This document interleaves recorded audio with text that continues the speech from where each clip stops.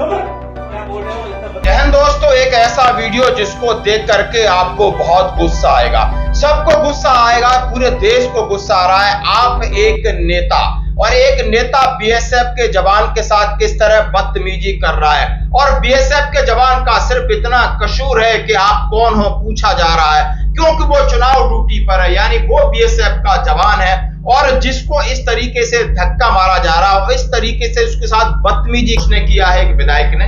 और ये मामला कहां का है, जरा ये सुनिए। ये जोधपुर जिले के शेरगढ़ के विधायक हैं जो बीएसएफ जवान के साथ अभद्रता कर रहे हैं, और ये उस बल का जवान है जो बॉर्डर पर खड़ा होकर के पाकिस्तान को हजारों किलोमीटर धक्का दे सकता है।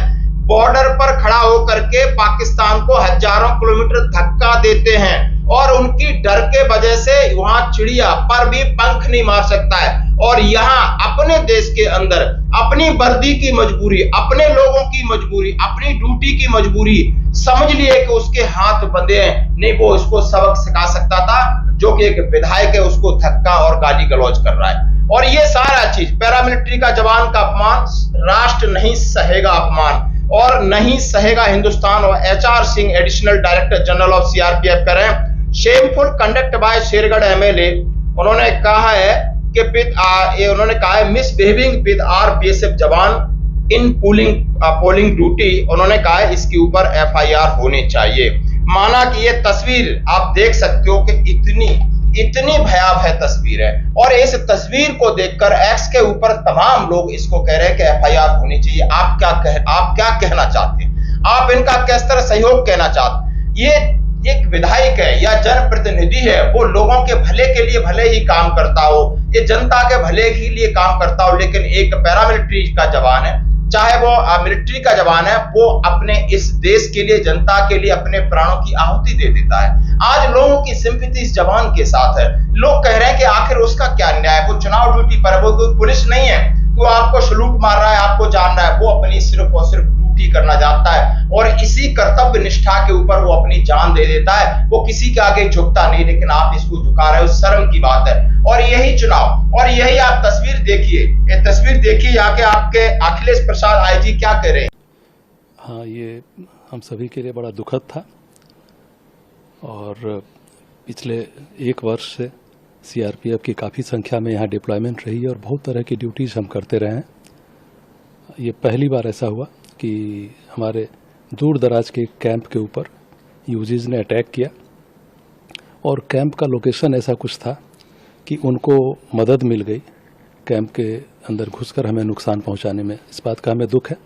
साथ ही साथ मैं ये भी कहना चाहता हूं कि हम पता करेंगे कौन थे, और उनको बहुत जल्द।